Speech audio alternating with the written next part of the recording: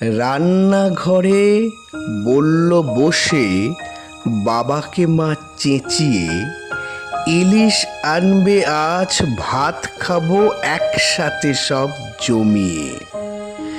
রোজ যাও বাজার ব্যাগটা হাতে, ঘন্টা দুয়েক থাকো, কি যে করো অতক্ষণ তা বুঝতে পারি নাকো।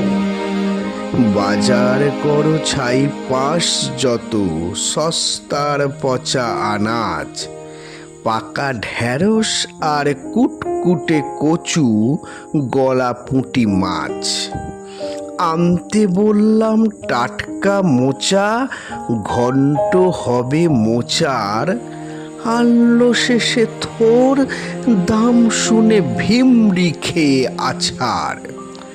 সকাল হলো চাটা খেয়ে ছুটলো বাবু বাজারে, আজ না যদি ইলিশ আনো, দেখবে মোর মেজাজটারে।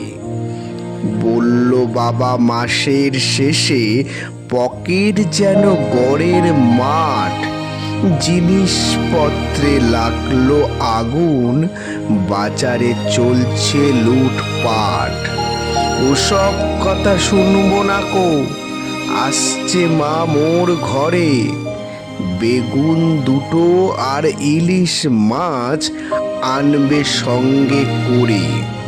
খানিক পরে দুঃখী মনে ফিরলো বাবা বাজার করে, হাতে বড় ইলিশ দেখে মায়ের মুখে হাসি ধরে। এভাবেই তো চলে মোদের ছোট্ট যে পরিবার, হাসি কান্না নিয়েই সুখী মধ্যবিত্ত সংসার।